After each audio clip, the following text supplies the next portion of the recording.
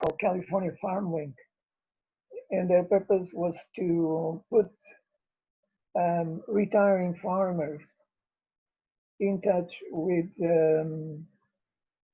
prospective farmers that, so for whatever reason that they want to retire or just they have an accident or fell ill or no longer the family doesn't want to take on the business, the kids want to go to the city, whatever reason, and to maintain the organic character of the land to the next generation and to the next owner. It's a splendid idea, excellent idea. And I met the founders was a young guy and two women, two young girls, started in Northern California, about a couple of hours north of San Francisco, a city called Willett, Ukiah, Willett, in that area. And at some point they had some really good listings. At the moment they don't have things in there, and almost found some really interesting properties in there that were in my budget and sounded good. Not just to produce my own food, so I know what I'm eating, and take care of the air, the water, the soil, the foods, the vegetables, animals, but do my part in my stewardship, but also to maybe try to enlarge that a little bit and attract neighbors to the area that abide and um, um, respect the same principles, and start putting land easements on those. There are pretty much every state has a land conservation foundation, so a land trust that you can write a land easement into the property in order to transmit it to the next sale. So we're not here forever. So when the sale comes, the next owner will respect those terms of the easement. Nothing is guaranteed. The law is not perfect, but that's my view. It's the best we can do at the moment. So if large tracts of land could be conserved, if large amounts of people could be moved from the city into a human footprint that's below the average, then maybe we could start seeing a reduction in CO2 and gases and consumption and consumerism. That's what I'm working on. So if you if you want to work in that direction, I appreciate and I welcome you into any contributions or collaborations that you may have in mind, people to work with, organizations to work with. I write every day. I write to influencers and people that I come across, and formulate articulate these views to them, and not much of a reply, not much of a feedback. I'm not going to lie about it. It's out of their radar. It's not in the radar. It's not in the still not in the awareness of and it is in some point. For instance, the um, um, Jane Fonda's husband, Ted Turner, he is one of the biggest conservationists of our time. He has about 2 million acres that he's been restoring with buffalo, and he's also in the business. He wants to make money. Like it's the perennial story of well, fill up 2 suitcases of money and take them to the gates, and Lord, I got the money, I want to get in, you know, Lord, let me in, I have the money here, why can't I get in? it's childish. We are still in a phase of development of our womanhood, humanhood, wood that is still very mature and very childish, and we've been kept in that state for some time now, thousands of years, if not longer. Reached as back as the Middle Ages and far back than that. So that's what I'm working on. So I came across some interesting things. Some one real estate woman that she's really knowledgeable about conservation. She worked with the conservation foundation sometime. She's out of state. I prefer California because the laws in California are still a bit better than the rest of the country, maybe the rest of the world. We have some of the earliest laws in most things, and we have some pretty bad laws too. But California still, I think, offers a little bit of an advantage in that respect of making a headway and working that direction of conservation, eco-sustainability, respect for the water. I proposed this to several tribes. California had the biggest amount of tribes of any of the states. We had 300 tribes in here before the invasion, the European invasion. And many of them still are here. I am in the land of the Chumash and the Tongva,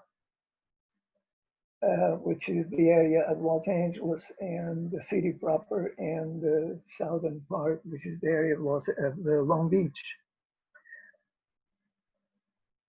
And there wasn't. They have a few things going on their own. A little bit north of Los Angeles, in a very, very famous area that's east of Santa Barbara. It's called Ojai.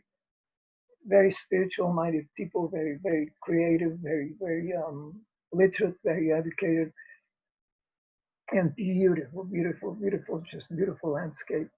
Very expensive, expensive as hell. Up north in California, there are some good properties and beautiful land. My goodness, breathtaking forests, and we have there are still many areas of redwoods and sequoias, and just beautiful. 2 hours north of San Francisco on the road on the 101, suddenly the landscape opens up. You start seeing the big trees and stuff. It's absolutely breathtaking. And love those areas, and I miss them very much, and I want to move. So I'm trying to find out other states that are still places in the country that it's possible to find land that's very, very low prices and suitable for conservation. And I would consider some of those. It's a little bit more of a challenge because then everything needs to be done from scratch. So you have to go in camping on the land, start building up stuff, getting contractors, which I don't. It's very difficult to find people that knows about natural methods of construction and adobe and solar and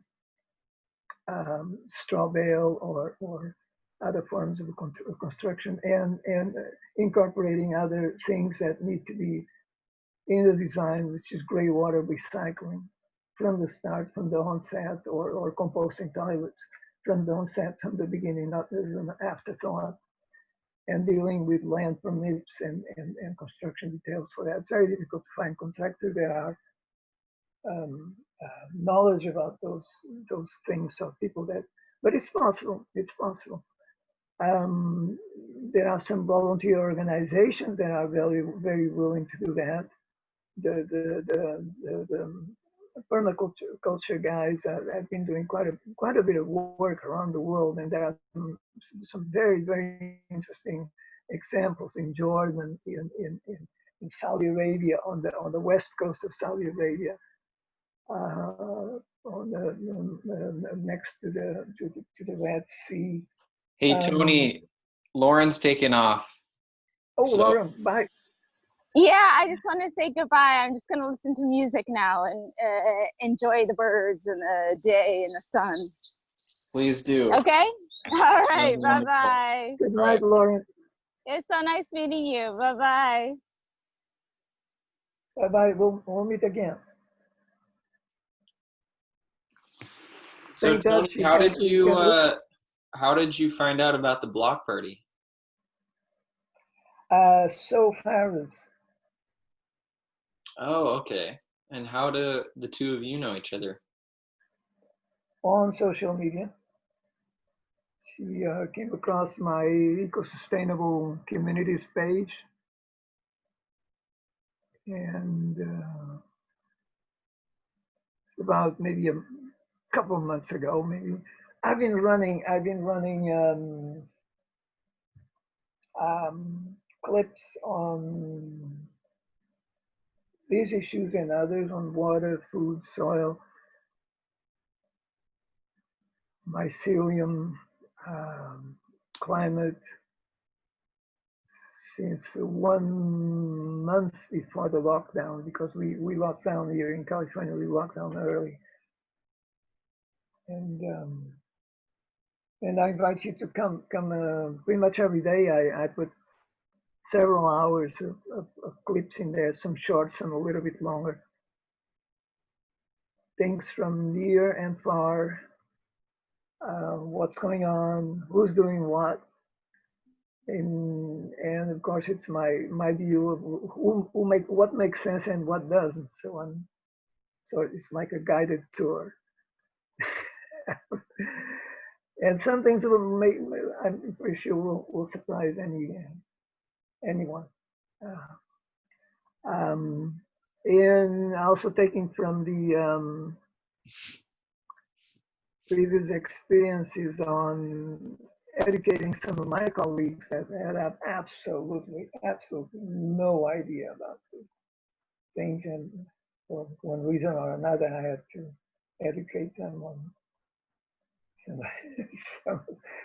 things that we are very unprepared in our society. We are prepared to make money, to squeeze the lemon, to destroy the planet, to mine and move mountains and make tunnels and dam rivers and fish the oceans. That's what we are good at. And it's also very good to destroy the planet in short order, in a very small amount of time. And that's the result. No surprises there. So I'm been showing those flicks in there. So that's where came. I'm not sure if I pronounce her name right. That's and many others. There's about 300, a little bit over 300 people in there. And the idea is to form eco-sustainable communities, not communes, because in my experience, those don't work very well. And it's one of the reasons Lauren was putting out, was it Lauren or I still don't know all of the names, either Lauren or the it was not Lauren, it was she just left. She was talking about the list of the 9 options to checklist. And yeah, that was Lauren. That was Lauren. I'm curious what I'm curious to hear you speak on communes. The communes, the views are all over the place. and that ends up pretty much in discord um, so it's not. I don't know any successful story, to tell the truth. There are semi-success stories. There are small groups that apparently work very well. One in France, in the northern part, 4 Dutch women that took property in an abandoned, beautiful place in Champagne, where the Champagne grapes grow in the northeastern part of France, close to Luxembourg. And another one in Forming is more of an international, and that's a very large group, about maybe 100 people or more, 200. And it fluctuates. It's in south of Lisbon, also a beautiful area, and they were able to restore some 300 acres of land. Um, in the USA, there's one in Tennessee, another one in North Carolina, and there are communal, and the one others that I know of, they are common property. So there are tasks and things, cut the grass, or I don't want grass, or take out the trash. I don't want trash. I want to eliminate those things. And those are things that are difficult to come up with solutions or consensus, because one person wants one thing, the other person sees it differently. How to use water, how to use energy, and then there's families situations, and how to educate the kids and what kind of education.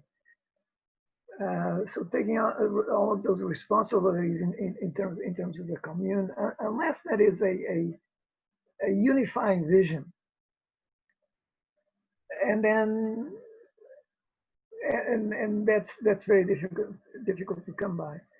The other idea, if you're interested on the subject, I recommend going to the site for intentional communities, and I can send me a note. I can send you They have an excellent guide. They have an excellent either printed or online that you can download for, I think it's $15. It's hundreds of pages, so that's like 400 or 500 pages. And it goes on all of the intentional communities everywhere on the planet. Maybe not all of them, but certainly like well over 90%.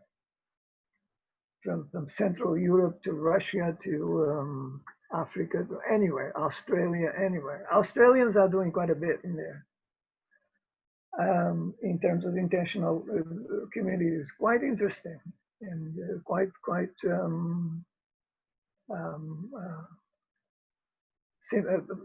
seem very successful.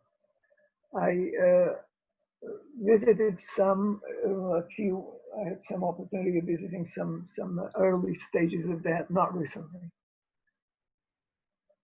Since also I've cut down on flying, I don't want to fly. It's too much CO2.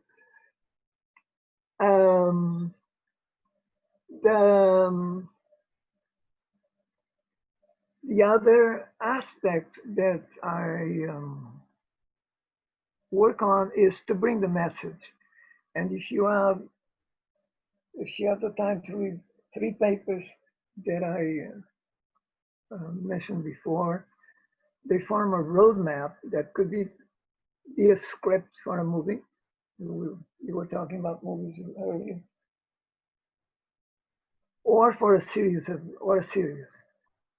because it's quite long, and it could be parsed into quite a number of episodes in order to cover these issues. It will take some time.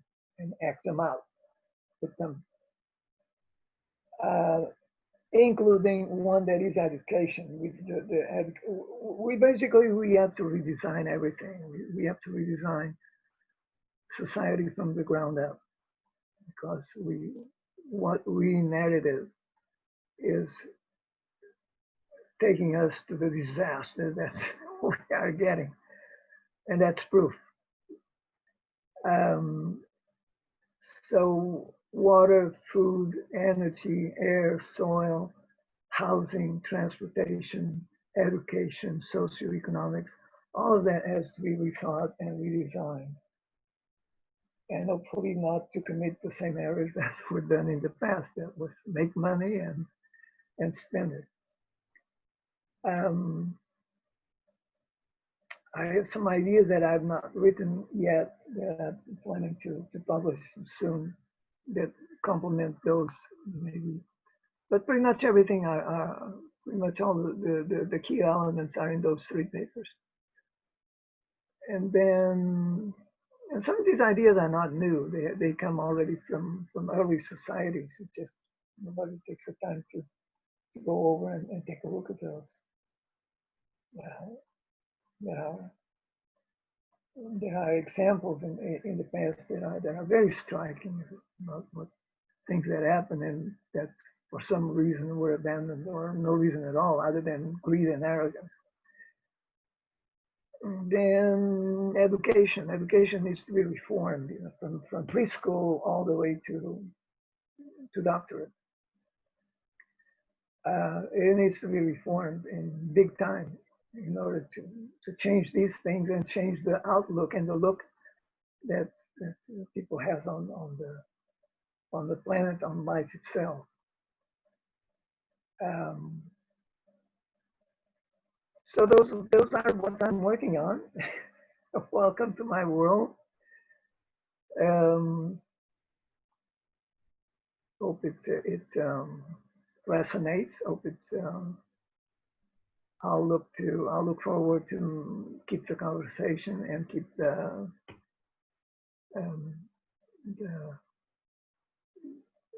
dialogue into those issues,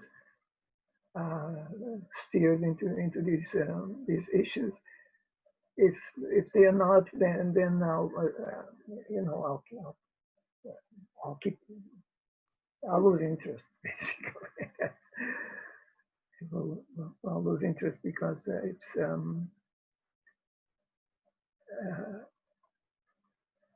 I see very little hope that we can move in time. Like I know the work of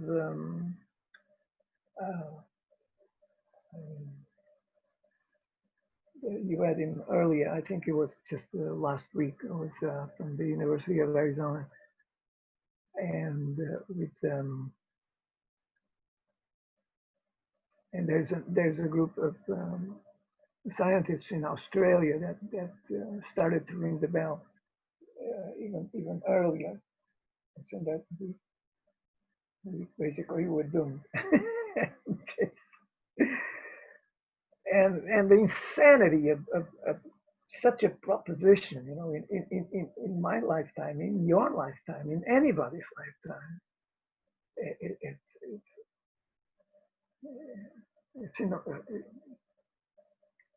it's insane. It's sheer madness, that we are contemplating the end of our species. Maybe it will humble us a notch. And it's not new. In 1992, there was a group of eminent scientists and engineers, about 1,600.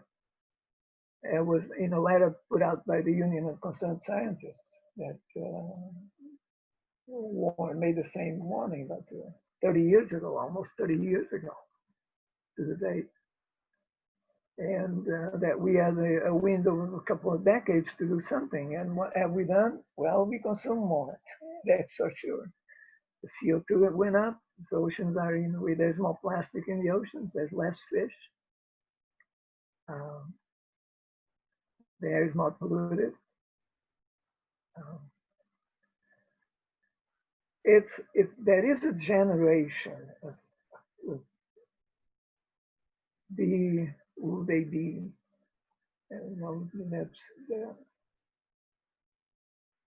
that sets forth a plan to implement a plan similar to what FDR did, but FDR did it just to get a salary. I don't want to get just a salary. I want to get a salary that is used for restoration, for regeneration, for eco-sustainability, as an investment in an eco-sustainable society, what I call a universal green income. Not a universal basic income, because that means you can go out and buy anything. But as an investment into a building a sustainable society type of FDR. If that is, Bernie Sanders could probably go for it, for something like that. Maybe AOC can go for something. Rashida, the squad can go. It's a short measure. It's a short. It falls short because there's not enough people in the House. There's not enough people in the Senate. Maybe California. I have a petition. You will find that on the eco-sustainable communities. I have a petition for the California, for Newsom, Gavin, to start legislation in that direction, to begin building eco-sustainable communities in California. And if something like that takes off, I won't sleep better because I sleep very good every night, but but it's still, gosh, why can't we do it? You know, why? Something's, if I knew better, something's out there, you know, just doesn't want us to do it. Some AI somewhere out in the cosmos that took over us and brings us back and pulls us back, doesn't allow us to think for ourselves and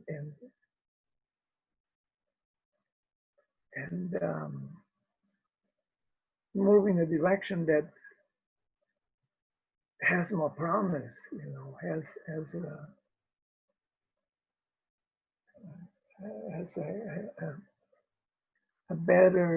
a possibility of a better outcome. We don't know there's no guarantees, you know, we are in a universe that a big rock could fall on us at any moment and we're dust. You know, that's Carl Sagan used to.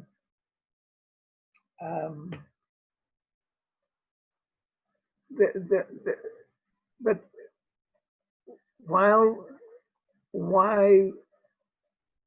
why push our luck to a point, to the brink of tragedy like we're doing right now?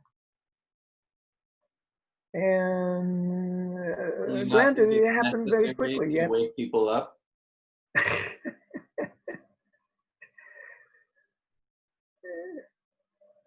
It happened very quickly, you know. Just the last 100, almost like in a blink of an eye. It was after World War II. I remember Eisenhower said every American will have a refrigerator in there, and a car in their garage, and after the war, again because of necessity, because all of that industry and commerce was stimulated for the war industry, for the war effort.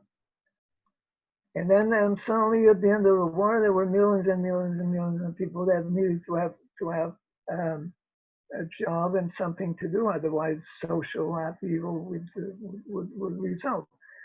So instead of building tanks and B-17s and Mustangs and Corsairs, we started building refrigerators and washing machines and building homes. And so good. And cars, cars and cars.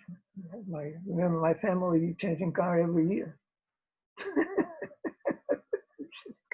It was a routine. It was a sort of a annual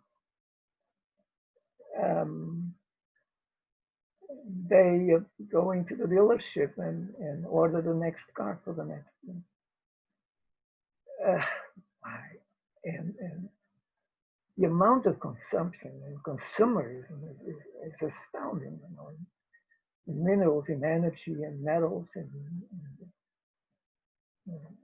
petrol and oil. We just passed last year, just before COVID, we just passed 100 million barrels of oil a day worldwide. Just every day, just poof, just up in the air, CO2. There you go. And then there's entropy, and then there's global warming, and then there's Arctic melting and acidification and yada yada yada yada, all of those things that come after that. Biodiversity loss. So it happened very suddenly, but we have to reverse that also very, very quickly. Otherwise, there is no. It doesn't look like Guy says. It's sudden collapse.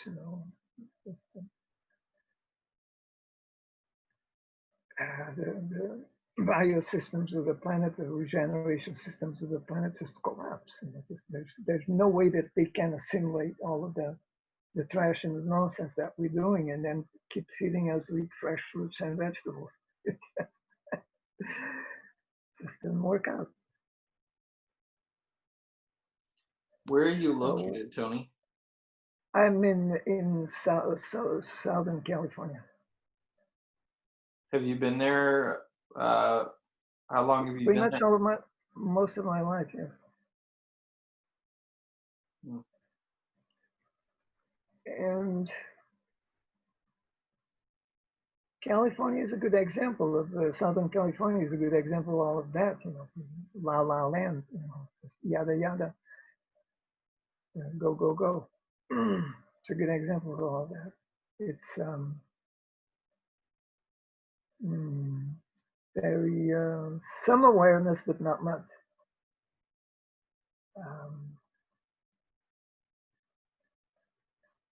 That is so those are the things that are working on, and there is no interest in education, of changing education. I've approached quite a few, pretty much everybody. It's not in their radar. Education, they don't want to change it. It's not.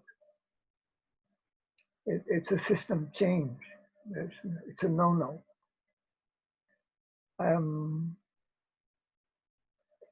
Colleges around the country that want to do it, colleges around the world. There are a few, quite a bit of a change in the last 20 years in Sweden. Yes, there are the first undergrad degrees in credentials in sustainability, and now they have PhDs too. Also, Scotland, Edinburgh University, PhD in sustainability in last 20 years or so, and we still don't have one in the USA that I know of. It's not an extensive. It's not. I go much further than that.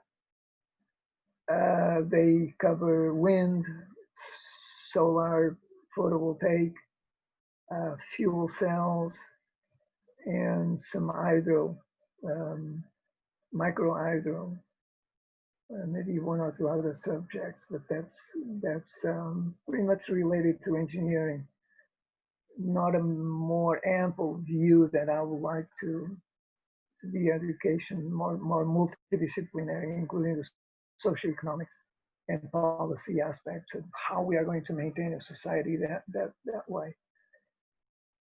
Um, there are some interesting developments in Italy, both in the northern part and in the south, in the extreme south, in Sicily. But it's a societal change. It's not just system, it's system and society has to change in order to change to a position that we will be able to, with some certainty, to remain on the planet and keep maybe for and foreseeable amount of time, and avoid catastrophic system failure and the lights go out in our lifetimes, which is it's the maddening part. It's the astounding bit. That is, that's a picture that I can compose, and the picture the painting that I see on the wall. We have solutions. We have solutions. They are in those 3 papers. They are right there. We have solutions. Can we put them to work on time? Can we work them out? And some of those solutions are known for very, very long time. There are waterworks in India that are astounding from 1,000 years ago, and they're still using them today in order to collect water from the rain up to 4 inches a year of rain, and they don't run out of rain. They don't run out of water for crops and for irrigation and for drinking. In the northern part, in the desert, what they call the desert, we could do the same thing in California. We're not. We're gonna run out of water. The Colorado doesn't get to the ocean. No longer gets to the ocean. If you look at the films from 8mm, either 8mm or 16mm, that from what's his name, Aldo Leopold, that went to the mouth of the Colorado, and there were fish and birds by the hundreds of thousands, and puma and jaguar and gazelle, and they're all gone.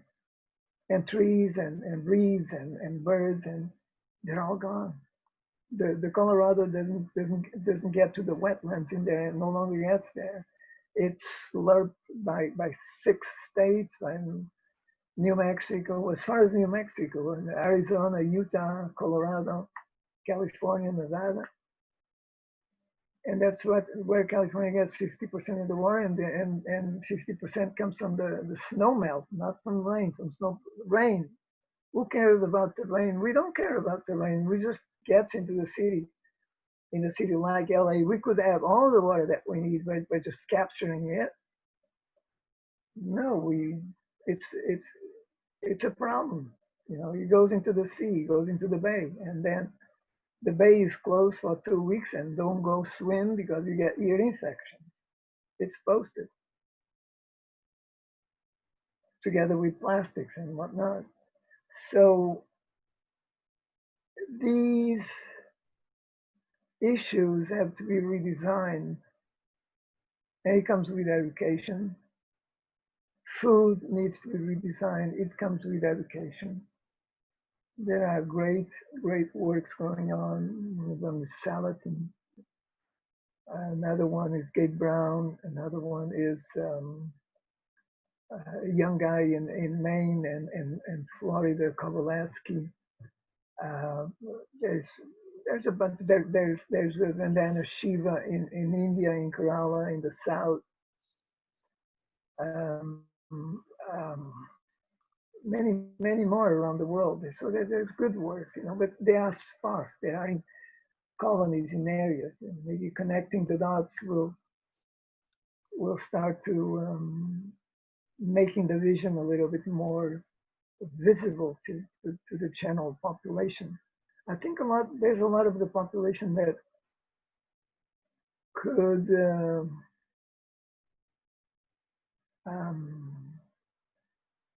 move into that direction with the appropriate funding and support, like a universal green income, designated areas that's you have property and title and easement on those and conservation on those. Bring up a family, grow a family, have a family, have sufficient income and food, be self-sufficient, have a reduced um, consumption and go from there. Hope for the best. Hope for the best. Other solutions, I don't know. I'm open. I don't know. I haven't seen it. I don't believe in technical solutions, in what's called technofixes. I don't. I reviewed the work from Ye that was in the last. None of that works. It's insufficient education. They just skip on the laws of conservation on thermodynamics, basically. It just didn't understand thermodynamics, period. They need to redo the course. And on entropy, you end up using more energy than what it takes. And in addition, I address those in my papers. And also the other is that it's just not using more energy than what it takes. Because all of those materials and need to be mined, taken from someplace and brought to someplace, and then suppose we have mirrors out in space brought in there. It's providing a solution to a problem, and in quotes, both problem and solution in quotes, that already exists without addressing the problem itself in the first place. Then that's what should be done. So it's like dodging the bullet, and it doesn't. It's a dead end. We have to look at the beginning where the problem starts and starts from there. And that's by respecting the water, the air, the soil, and the food and plants, animals, and fungi. And pretty much follow the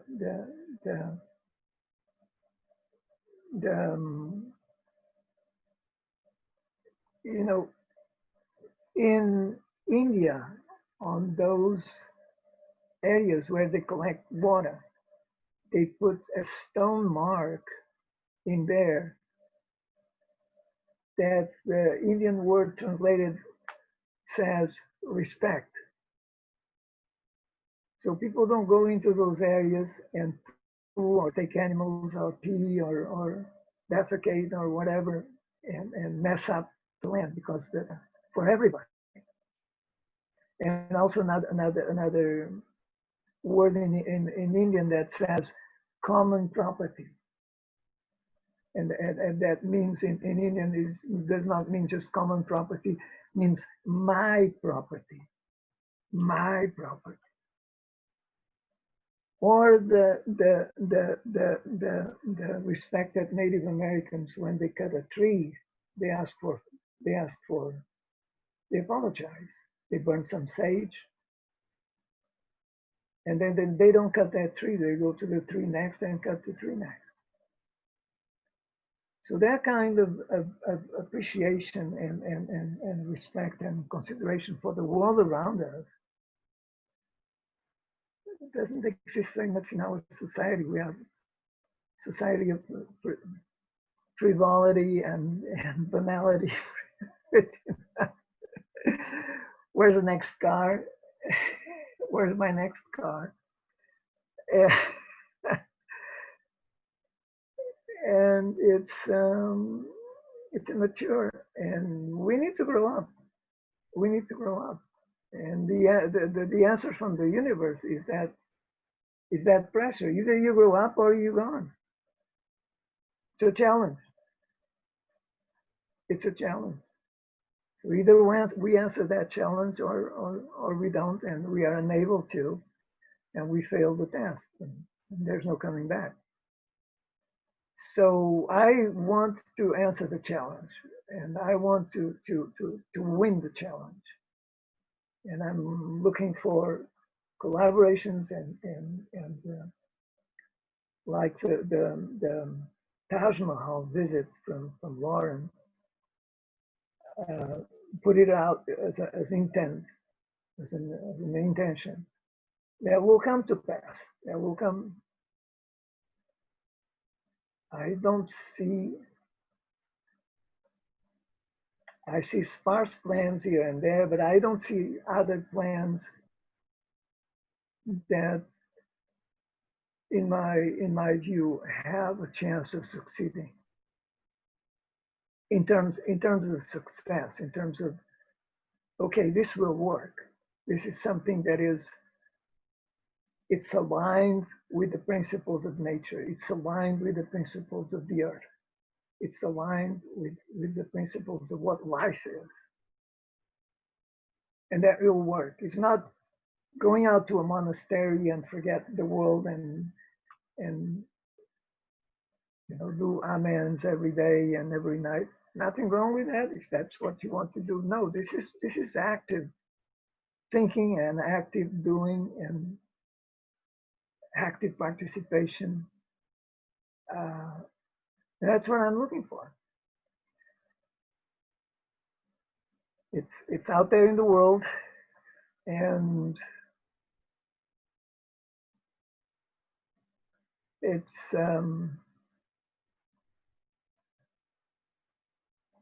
our best bet. Hope it comes to. Hope it happens. I see future in humankind. We have astounding possibilities.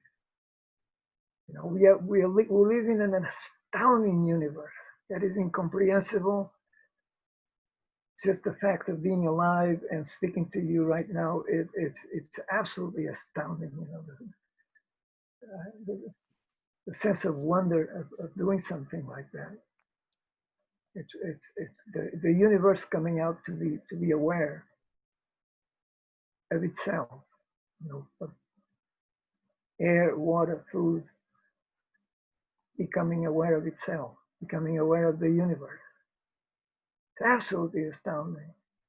So the possibilities of human beings, let's not cut them short. That's a challenge. And it's not given to us. It's not offered to us. We have to fight for it. We have to fight for it. I think it's a fight worth doing. It's a fight fighting for, worth fighting for.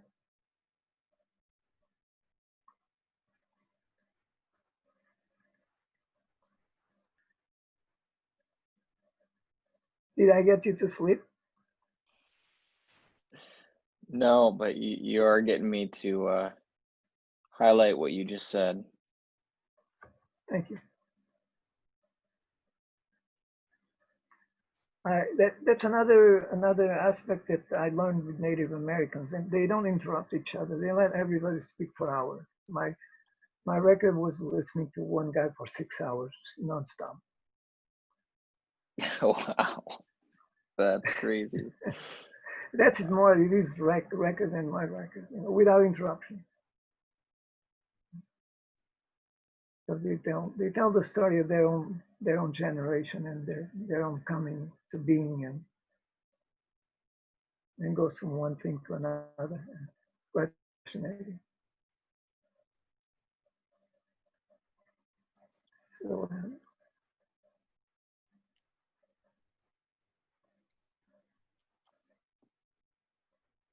How old are you, if you don't mind me asking? I feel pretty young.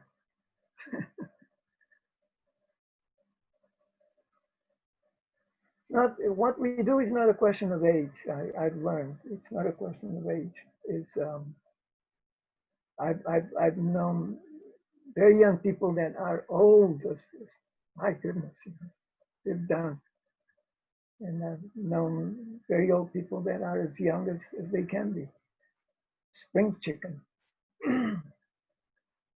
I like to include myself on the on the last category. So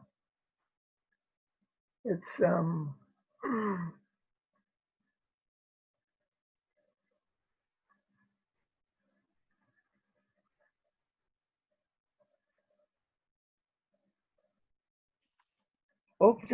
wish you success. Wish you success with the group that wish you well.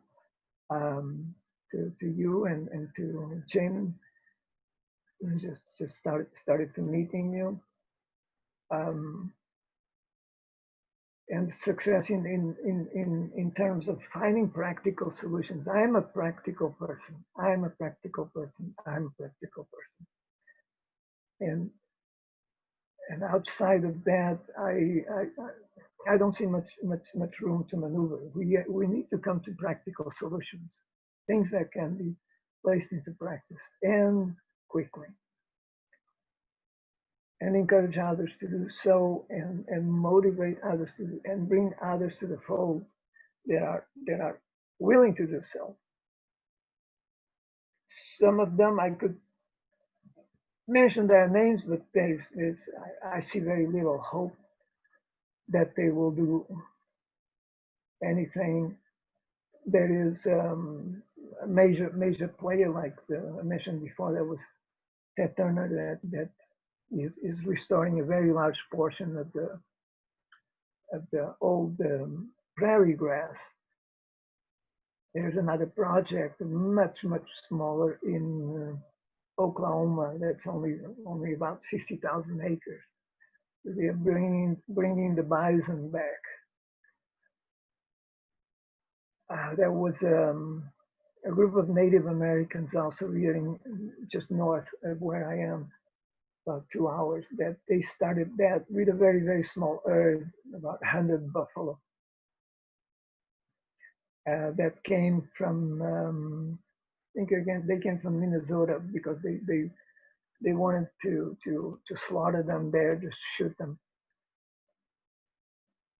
And there's another group of buffalo that's a very interesting story that off the coast in a place called Catalina Island, beautiful place. Most 80 or 90% of it's conservation. That was a group of 60 buffalo that were brought to the island by D.H. Griffith, a movie maker from the 30s, actually the first one. And he was doing a cowboy western. We brought the buffalo to the island, and at the end of the shoot, they left and they said the buffalo, oh, yeah, just leave them there. And they're doing very well since then. They're doing very well. They are now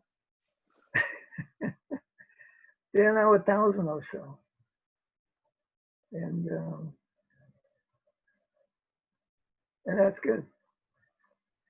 So this harmony and this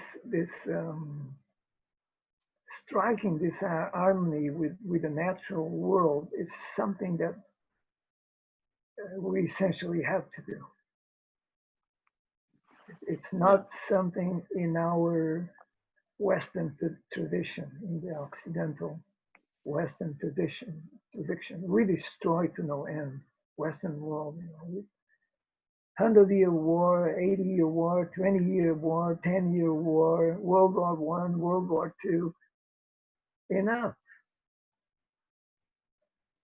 And then it's war with water, war with forests, war with fish, war with the oceans, tame the ocean, tame the forest, cut the forest. It's not doing anything in there. Just cut it down. So that has to go into the past, and we have to make peace with all those things, burn some sage or something.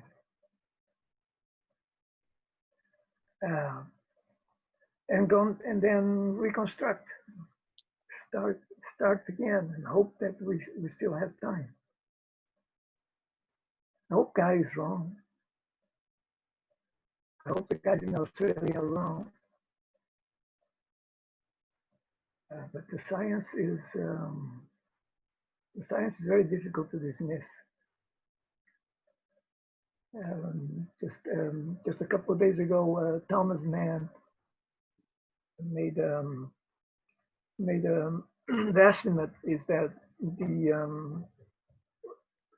due to COVID, the CO2 will go maybe less than 10% down. It's just maybe 7 or 8%, probably even less. And then, as it happened in 2008, immediately after the meltdown, the Wall Street meltdown, it actually increased 8 or 9 or 10% because everybody was in a hurry to recover the economy, to restart the economy. And I think that's what's going to happen again the same.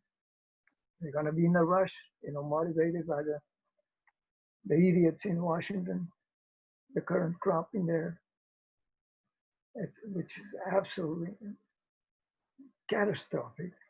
That we have an educated man of that, just failures, just complete abysmal failure in everything, in education, in upbringing, in emotional well-being, and in everything, in maturity, in political savvy or scientific understanding. And it's some of them went to Harvard and other places and came out with that type of education. It says volumes of what our education system is. So if we can overcome all of those obstacles and challenges, it's a daunting prospect we have. It's very daunting. So I wish you well. I wish you, Nolan, and Jamin, and Ray, and all the people I met here tonight. Wish you well, and that if I can be part of that effort, I am here, and I'll work in this. Thank you for the opportunity of letting me outline the direction of where I am going to, and be able to pull into that direction. That's what I'm here for. So thank you. You're very welcome, and I hope you do post the links to the papers that you mentioned, because I'm not sure that I was here when you sent them. And you're more than welcome back here anytime.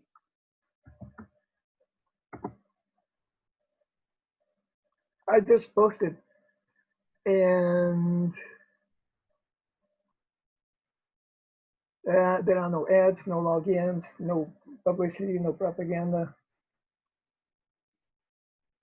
And, I had a question on that, what you just said. What is the schedule like? Every week, from now until eternity?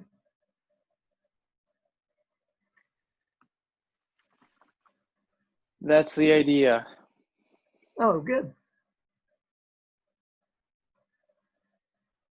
Okay, so are may I invite other people, other folks? Yeah, of course. And if any of them have,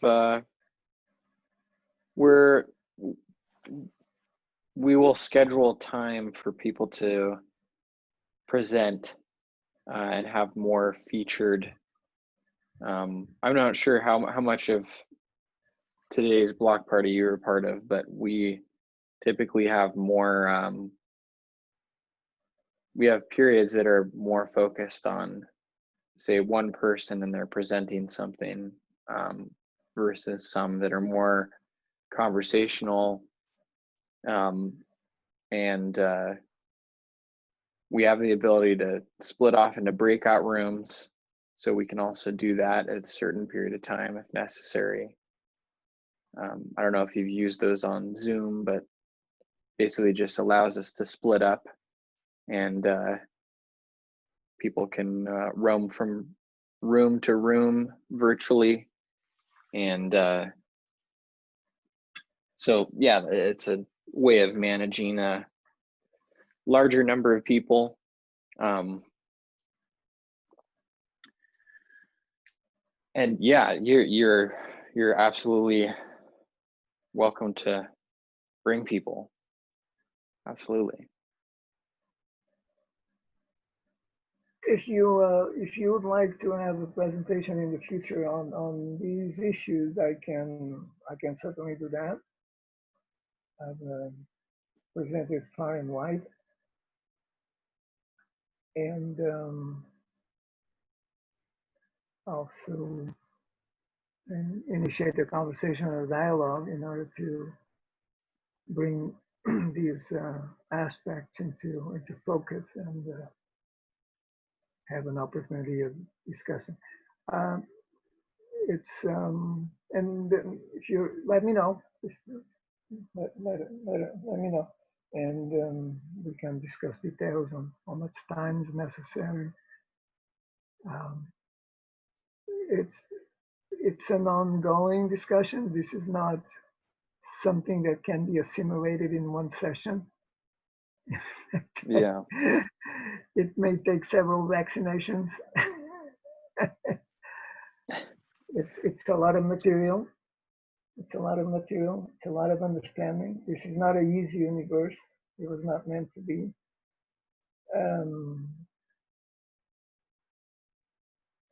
But it's a lot of discipline, and then being able to put them together and glue the whole thing together. So, but it's possible to do. It's a process. It takes some time. It's not a quick fix. It's something that takes time to think and give consideration and think and let it settle for a while.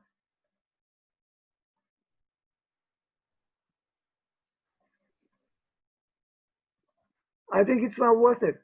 So that's why I'm doing it and made those decisions. It's a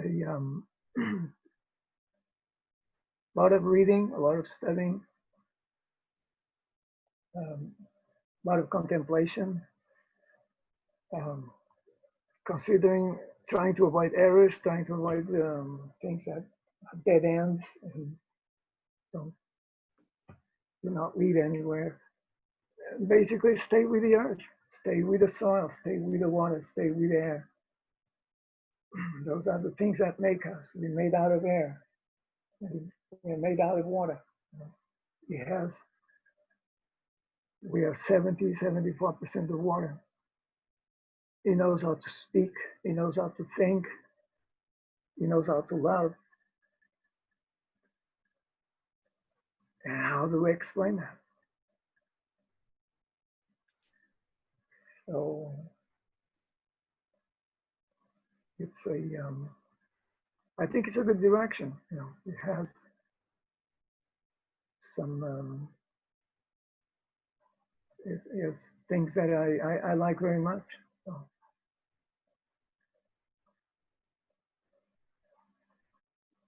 I see a future in those. In other directions, I lose interest. I don't see. Let's build more nuclear stations in order to make more energy, and then what? Or let's have fusion. So what are you going to have? A bigger SUV, fusion powered? Is that the goal for humanity? Or mirrors in space in order to reflect the sunshine? Why don't we stop using CO2? Because even if we stop the sunshine, we have acidification, we have the continuing melting, we have still continuing warming. And what is the expense in terms of energy and materials in order to put mirrors up in space? There's another guy here in San Diego, I forgot his name, Dennis. They have an annual geoengineering conference. Actually, they put out papers, peer-reviewed. I think he's teaching now at MIT on aerosols and other and into the atmosphere and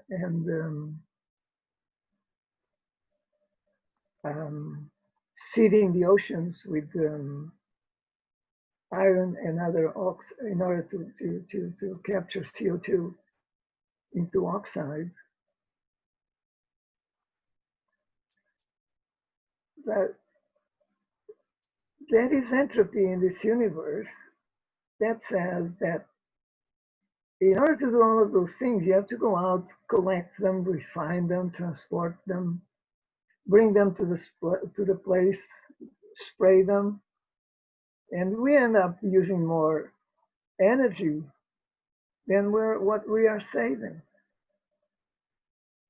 You do the thermodynamic calculation, and you come to that if you do it honestly, and we end up using more energy to any of those solutions, and that's an abysmal. I would give them an F straight in their paper. Come back next semester and next, It just doesn't work. My professor of thermodynamics in undergrad, he came to class in the first lecture. He raised his left hand and he said it with the most stark and stoic manner. He pronounced, "I belong to the first law, to the church of the first law of thermodynamics, which are the laws of conservation of mass and energy." Everybody was looking at him and said, "What?"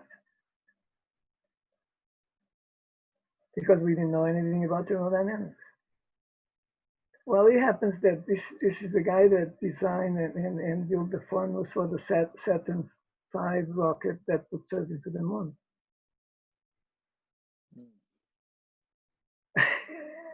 So, does anybody want to argue with him? And these things exist in the universe. They are not our creation. These constructs and these arrangements exist in the universe, and we cannot break them. Not in the state of evolution, not in the state of understanding of consciousness or awareness that we are in, or moral aptitude or ethics that we are in. We can. They entropy, conservation of mass and energy. I don't know if you understand more, can follow what I'm saying or not. Yeah. They work by themselves, in spite of ourselves. We can ignore them, but they still work. No matter. no matter what we do. So if we fail to understand those and try to avoid them in some way or skip them or kind of finagle them in some way, it just doesn't work. It just doesn't work. So it's a failure in understanding that, and we can't. It's not something that we can jump over, and it does not provide solutions in order to address our challenges, the big challenges that we face. We have to go close to the soil, close to the water, close to the air, close to the plants and animals, and look for solutions in there first. And then the rest comes later. Once we stabilize the planet, once we stabilize the water, the hydrological water cycles, the soil, restore the soil, recuperate the soil, recover the soil, then we can think of other things if we have time, if we're still here. It's not by finding, some gizmo, gizwiz technical solution that we're gonna get out of this.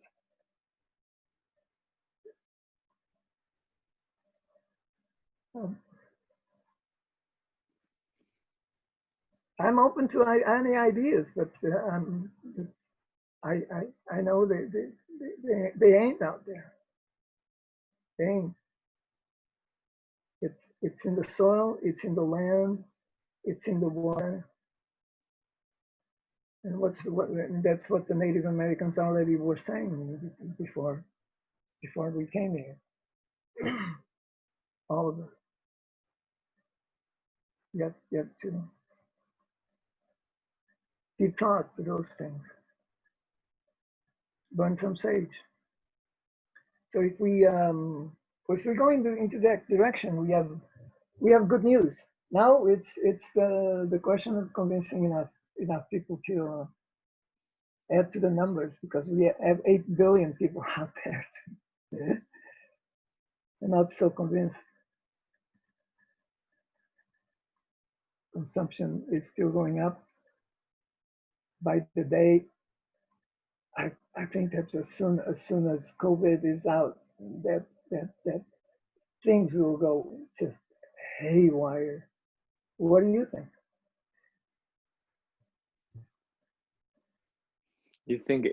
You think once we're recovered from COVID, things will go haywire? Oh my gosh, they will go like, let's make up for the time that we lost. Let's get this party going. And where's my next car? Where's my new car? We're already producing 50 million cars every year. I think we are going to, it's more than that, 70 or 78 million cars a year. We're going to the 100 million cars a year, 100 million cars every year, 100 million cars every year after year after year. You have to look at the material. It takes 200 tons of water to make a ton of steel.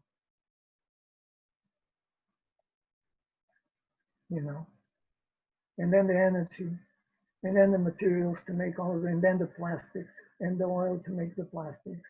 And then where do we put the plastics? Most they are unrecyclable. We're finding that out now. That they break up. It was my neighbor. He lives right next to, not far from my home, half an hour. That went to the Pacific and found the Pacific Gyre in late 90s.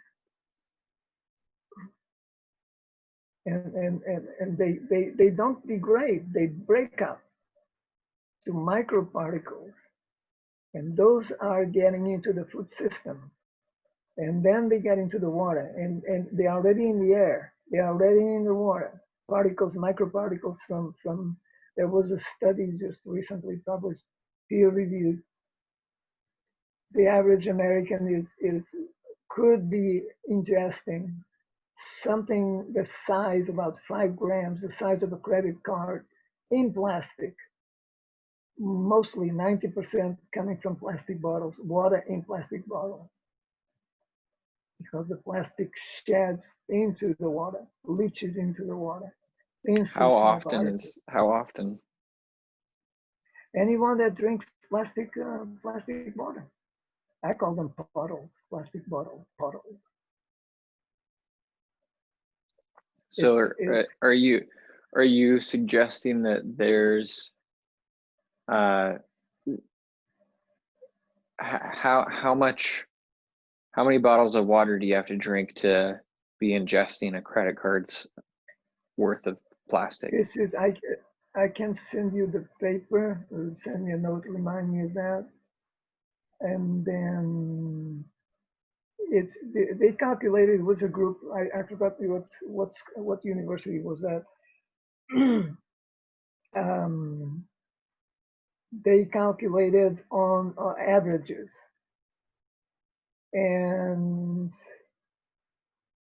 they counted the particles in water and how much, based on the total consumption divided by the average population, how much a person would of course, some people get more and some people get less, because some people, they all consume water in plastic bottles, and some people like myself, I don't use it at all. I take my glass container to the fountain and fill it up. But already in the water, it is filtered. I don't know how much it comes out of the filtered water.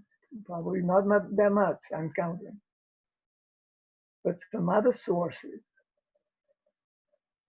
those particles are so small, and they go into the air as well, because plastics also shed into the air when they break up.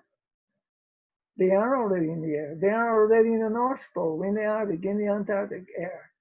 They already can be detected. Very small microparticles. This is in less than a micron. It goes into nanoparticle size. So they are airborne, less than PM 2.5. They go airborne, and from clothing, a lot from clothing, because clothing sheds 50% rayon, 50% nylon, 40% cotton.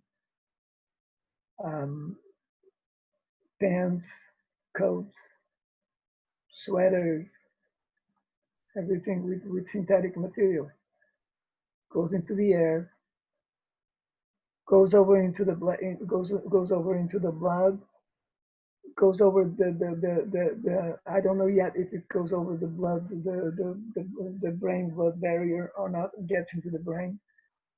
But once it gets into the blood, it gets into the cell. Once it gets into the cell, it gets into the sperm and into ovaries. And once it gets in there, it gets into babies, plastic babies. Well, yippee. This is not, this is what we're doing. It's totally senseless.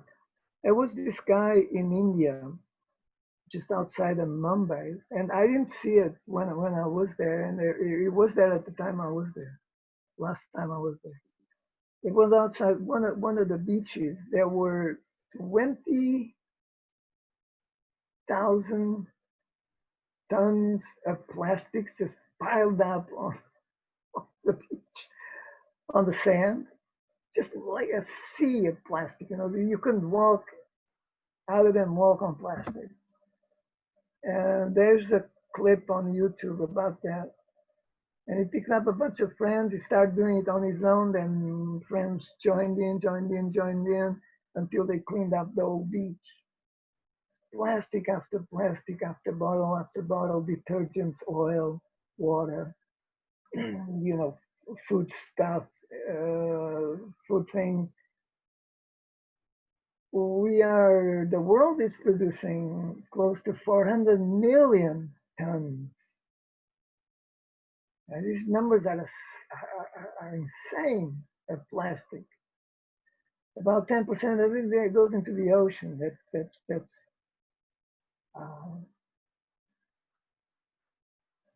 anything from 20, nobody really knows for sure. And we've been doing this, it's just not, most of it from the consumption countries, to the consumerism countries, that plastic is new. It's from World War II onwards. First plastics were used in radios on aircraft in World War II. And since and started going into the ocean from that time on, and how much nobody really knows. And now from 400 million tons, the chemical industry has plans, mostly moving the production to China and Asia, to up it 5 times to 2 billion tons a year of plastic. It's an enormous number. It doesn't degrade, breaks down. How do we fight this insanity? How this is insanity? Good Lord. It's, and then we have, it goes into the agriculture, it goes into plants. Does it uptake by plants? You bet it does. Once it gets into the soil, and there's an enormous amount of plastics used in agriculture that are starting to break down, from wraps and covers and shapes and all made of plastic. Once it gets into microparticle size, it goes into the uptake, it goes into the plant, it goes into the tissue, it comes down the throat, goes into the stomach, and thank you very much, here we get it. So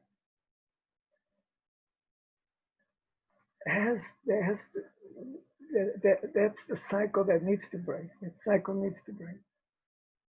In everything that we do, in the chemicals that we put in the soil, the chemicals that we put in the water, daily consumption of all of those things, that cycle needs to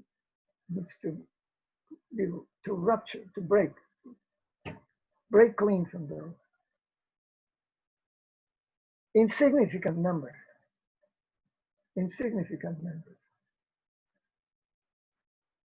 It's just not you and me or a bunch of other guys working on the weekend, late hours.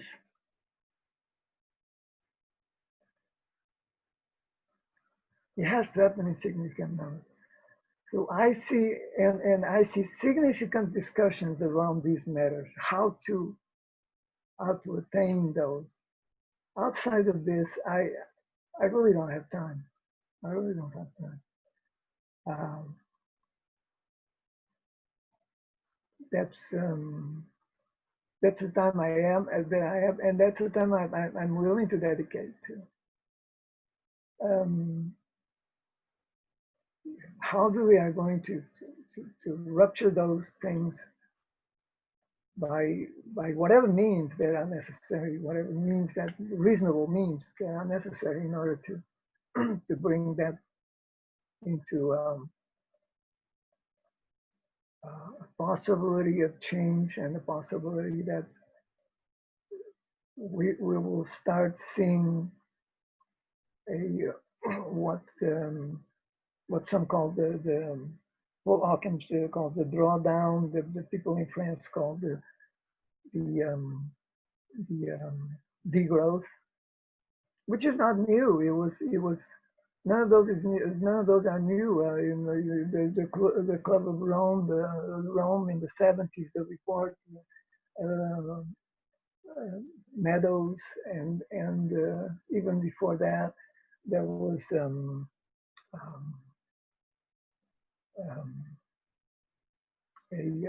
he was teaching economics at the University of Georgia. Herman Daly, he wrote a book. He wrote many books. One of them was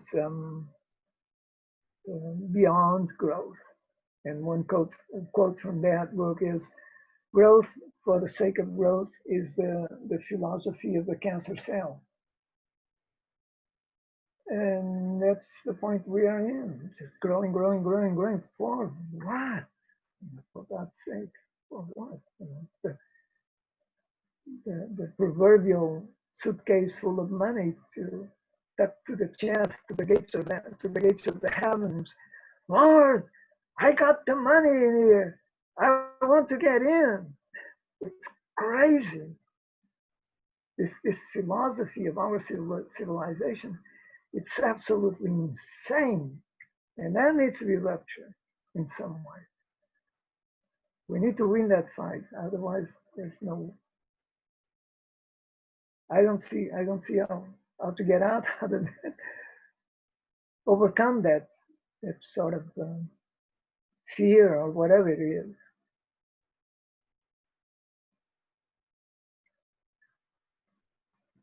Did I put you to sleep again? No, I'm still listening.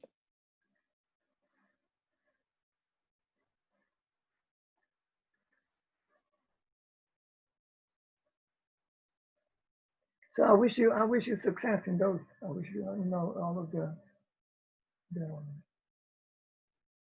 thing. As much as I wish success for myself. If nothing happens, that's the direction I'm going. And I'm looking been searching for a while.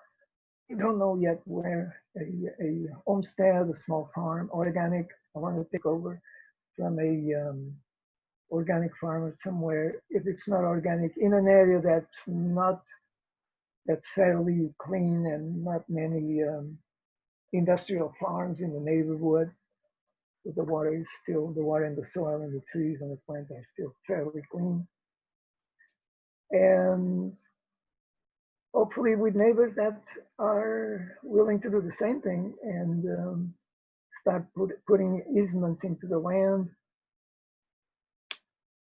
and hope that the next generation is still here and we can leave them something that they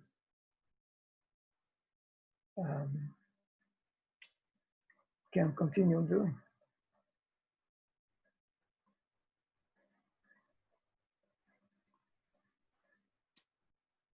Why don't you tell me about your plans?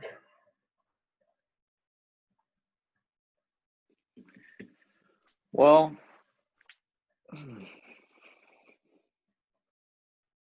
What are you working on?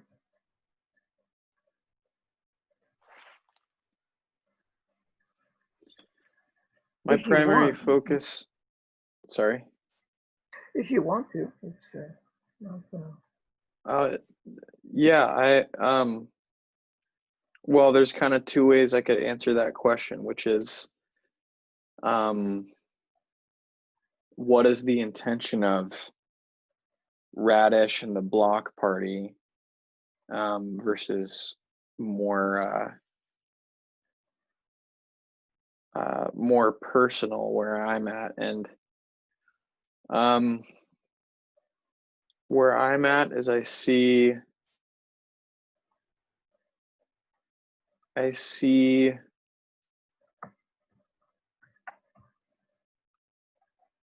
I'm still discovering a lot. And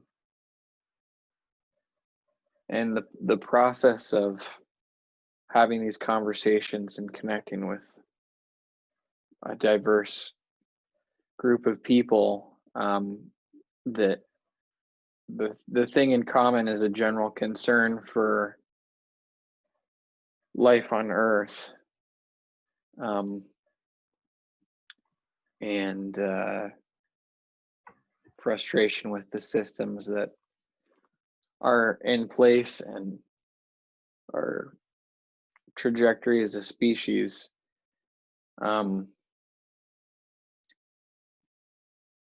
I have a lot of interest in psychology, and myth, and how religion influences our what does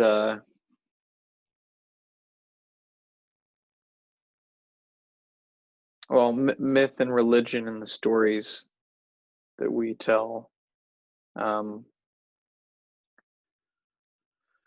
have those influenced us? How will they influence us going forward in an increasingly more connected society over the internet. You know, I see my siblings and others around my age using social media and absorbing certain kinds of content that it in some ways is beautiful and really remarkable, because we have access and this ability to connect and discover and learn that I have a hard time imagining living without. But at the same time, it's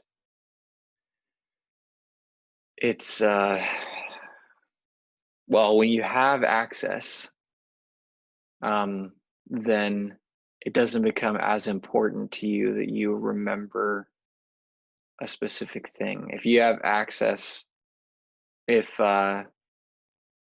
you can reach out to your friend via the internet whenever the two of you want, then well, maybe the time you have together in person somehow becomes less valuable to the two of you.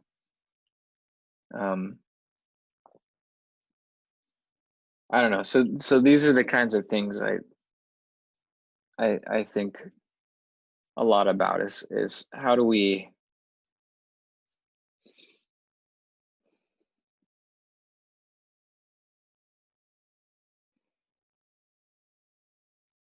I mean, I'm very interested in the application of technology for like what we're doing right now, for example.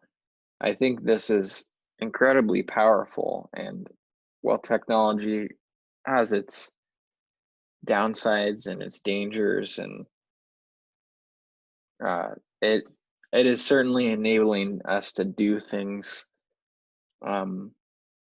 and empowering us in ways that we haven't been empowered. And Jamin and I really bonded strongly around this vision of people connecting through the internet over video and over audio,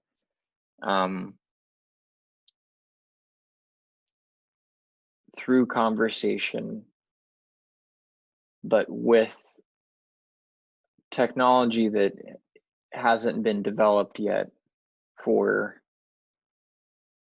facilitating conversations, for sharing conversations, for sharing information that's generated during conversations,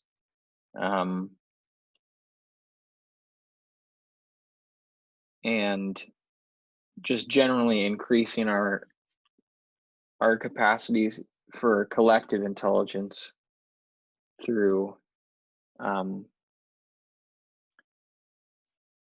not exclusively through the use of technology, but that happens to be where I see.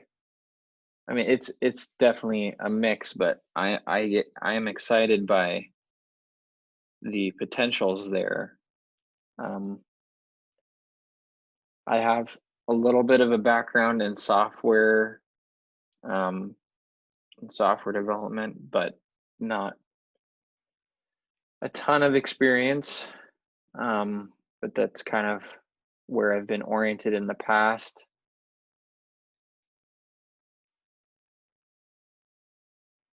I've been concerned about the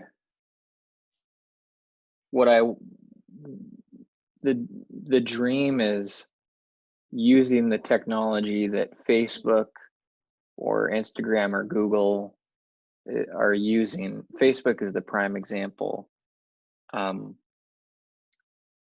They have this incredible ability to read into people's minds in a way that if it wasn't being used to sell our minds to businesses and advertisers, well, what could we do with that? You know, same exact technology, but different purpose and intention. And so that's something Jamin and I both share as a passion for open source technologies. You know, taking advantage of the technology that already exists, that's being used by Facebook, for example, but creating open source tools that are empowering people to organize in new ways, to own their own information, so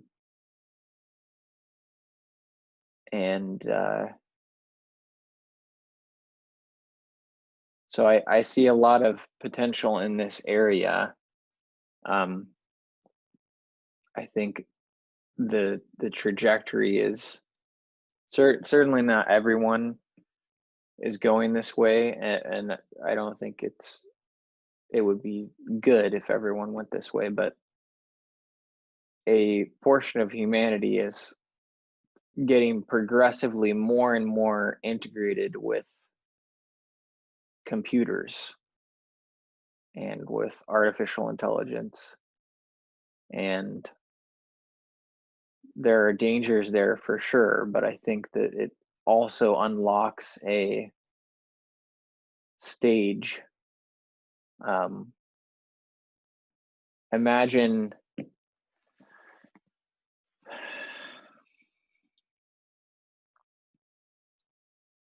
a fusion of connectivity with the earth, with your origin, with with life, and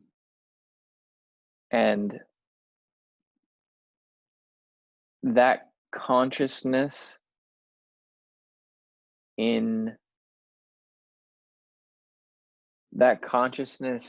using these tools that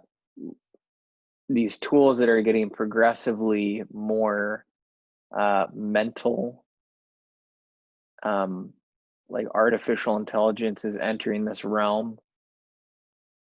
I think that's there's something incredibly powerful there. You know, the people, and it's kind of a weird thing where the technology that the engineers creating some of this AI are not necessarily the best people to drive it. If that makes sense. So there's like,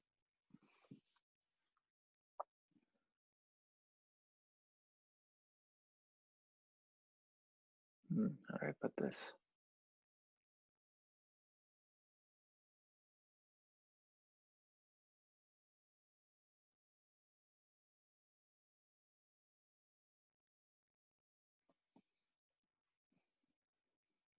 I guess I see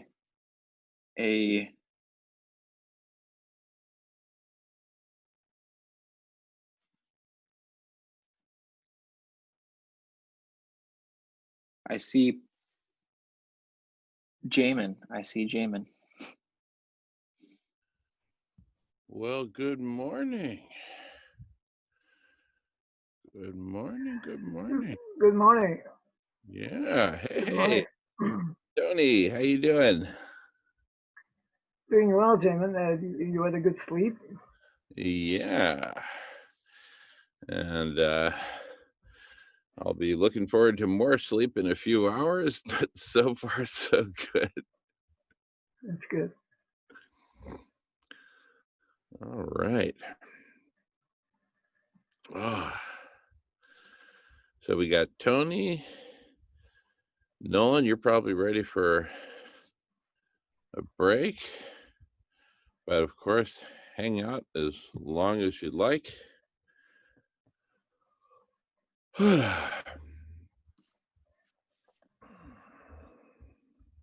Yeah, I think I'm gonna get going here. All righty. All right. Well, Yeah. it was a pleasure having you. So wish you well on all those endeavors.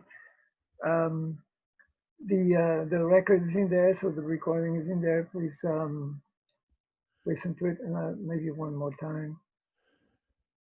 And Lord willing, I'll plan to be here next week.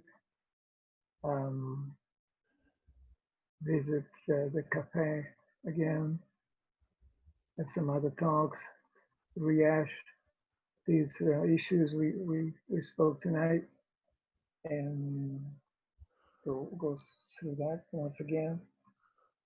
In order to find direction, in order to see where to go. As I mentioned, I'm clear where as we spoke, I'm clear where to go in what direction. So I hope to others as well become clear, and I can help in that process and the reasons why. And I'm here to help in that.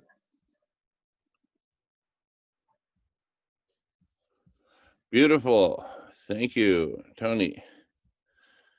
All right. Nolan's handing me the keys here. I'm also gonna stop recording right now. Okay, great.